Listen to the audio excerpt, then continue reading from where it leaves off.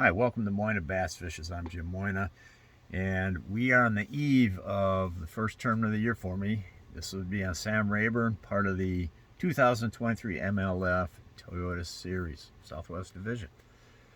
So today was our last practice day, and it looks like most people didn't even practice today because the forecast was for lots of rain, lots of wind, and I mean, for those of you who know me, you know that I'm not staying on shore.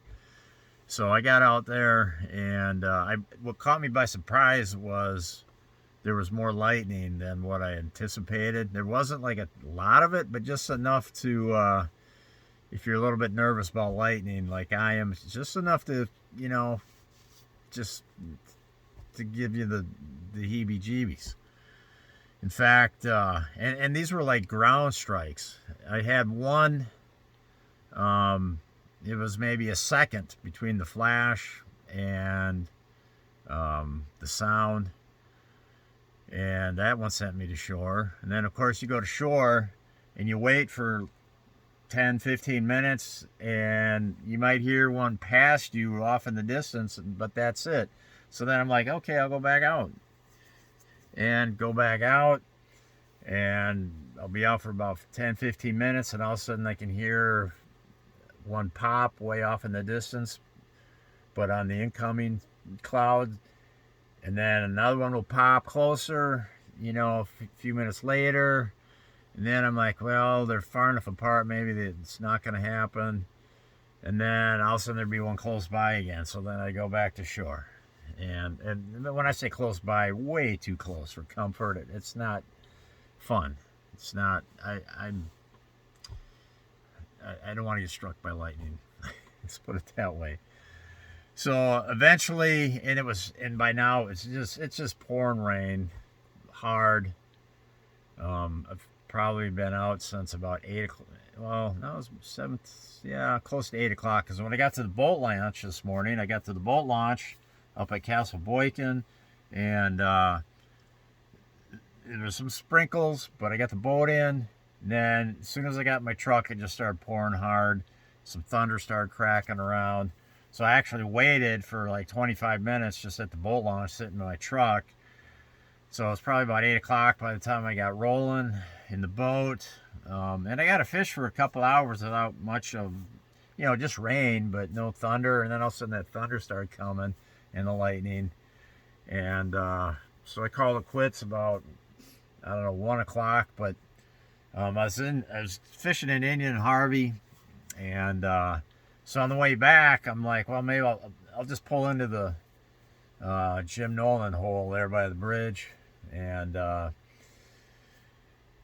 fish there for. I put the trolling motor down, fish for maybe, and the waves were huge, by the way. Just just going across Indian Harvey over to them I think they call them Bird Islands or whatever.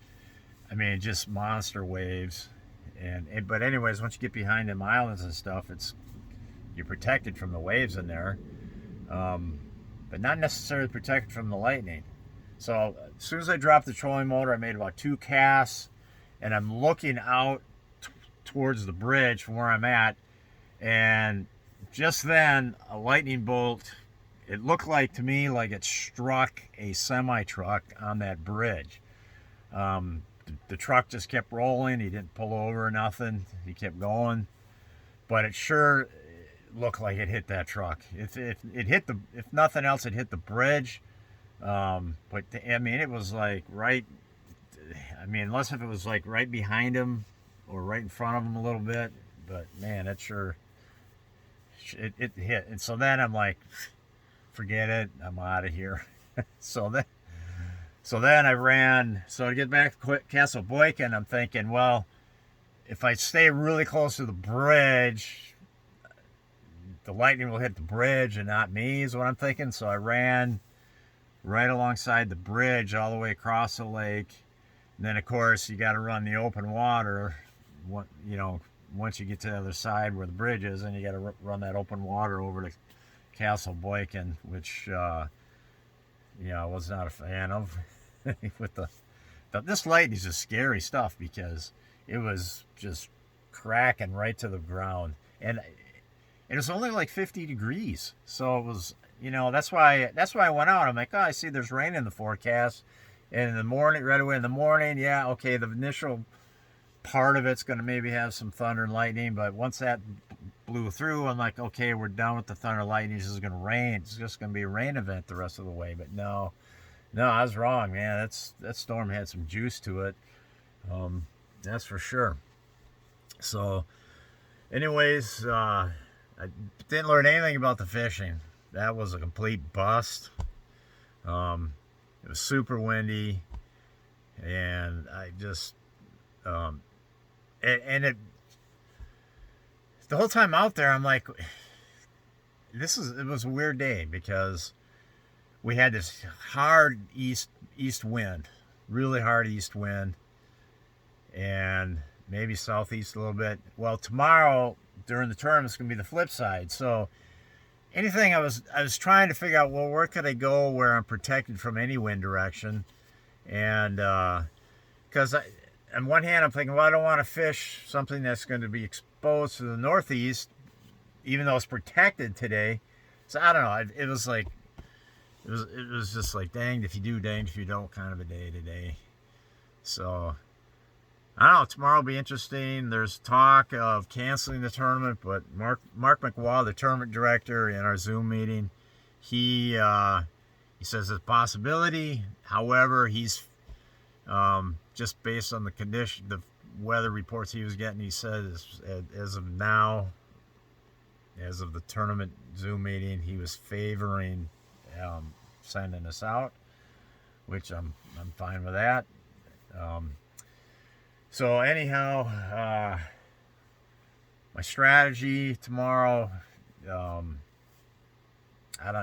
just gonna hit some places where I caught some fish, and might have to mix in a few hours of just winging it at the end. I'm hoping I can get my limit of 2-pounders, and then just go practice fishing for a few hours at the end of the day and take it from there. Weigh-ins at 3 o'clock. They'll live stream it for those who are interested in following that. And heck, that's about all I got to say on this one. A lot of stuff got wet.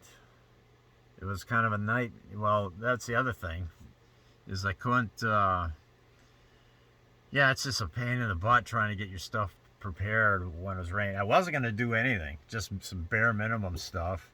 And then the rain fortunately stopped about 5:30. So then I'm like, okay, let's hit this equipment. Let's hit my stuff, get it prepped exactly the way it should be prepped. And so that's what I was doing. So I think it's like after 11 now.